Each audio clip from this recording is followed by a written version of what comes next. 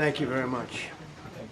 মার্কিন president Donald ট্রাম্পের পারস্য সভ্যতা ধ্বংসের হুমকি ইরান যুক্তরাষ্ট্র সংঘাত নিরসনের আশা একেবারেই ক্ষীণ করে দেয়। তবে এমন ঘোষণার কয়েক ঘন্টা পরেই নিজের এই সিদ্ধান্ত থেকে সরে আসেন মার্কিন প্রেসিডেন্ট। ইরানের সঙ্গে 2 সপ্তাহের যুদ্ধবিরতির ঘোষণা দেন তিনি। পাকিস্তানের প্রধানমন্ত্রী শাহবাজ শরীফ ও ফিল্ড মার্শাল আসিম মুনিরের অনুরোধ ও ইরানের পক্ষ থেকে পাওয়া 10 দফার একটি প্রস্তাবের ভিত্তিতে হামলা স্থগিত করা হয়েছে বলে জানান ট্রাম্প।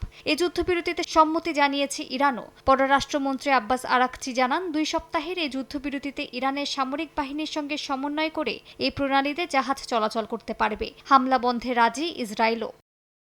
যুক্তরাষ্ট্রের স্থানীয় সময় রাত 8টায় ইরানে ভয়াবহ হামলার হুঁশিয়ারি দেন ট্রাম্প। আলটিমেটাম শেষ হওয়ার মাত্র কয়েক ঘন্টা আগে পাকিস্তানের স্থানীয় সময় মধ্যরাত 3টায় ইরান ও যুক্তরাষ্ট্রকে 2 সপ্তাহের যুদ্ধবিরতির আহ্বান জানান পাকিস্তানের প্রধানমন্ত্রী। পরে তিনি মধ্যপ্রাচ্যের বিভিন্ন দেশের কূটনীতিকদের সঙ্গেও ফোনালাপ করেন।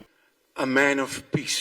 এর আগে ট্রাম্পের সভ্যতা ধ্বংসের হুমকির জেরে যুক্তরাষ্ট্রকে কড়া হুঁশিয়ারি দেয় ইরানের বিপ্লবী গার্ড বাহিনী। আইআরজিসির মুখপাত্র সাফ জানিয়ে দেন, চূড়ান্ত সীমা অতিক্রম করলেই যুক্তরাষ্ট্র ও তার মিত্রদের জ্বালানি উৎস বিচ্ছিন্ন করা হবে। এর আগে স্থানীয় সময় মঙ্গলবার ইসরায়েল সহ মধ্যপ্রাচ্যের বিভিন্ন দেশে মিসাইল হামলা চালিয়েছে ইরান। সৌদি আরবের জুবাইলে অবস্থিত একটি পেট্রোকেমিক্যাল কমপ্লেক্সে আঘাত করেছে ইরান। একই সঙ্গে ইরানের ইসলামী বিপ্লবী গার্ডস জানিয়েছে, তাদের বাহিনী ইসরায়েলের ডিমোনা শহরের বিদ্যুৎ কেন্দ্র ও জ্বালানি ডিপোতে হামলা চালিয়েছে। সংযুক্ত আরব আমিরাত, কুয়েত, বাহরাইন, ইরাকেও মার্কিন সামরিক লক্ষ্যবস্তুতে হামলা হয়েছে।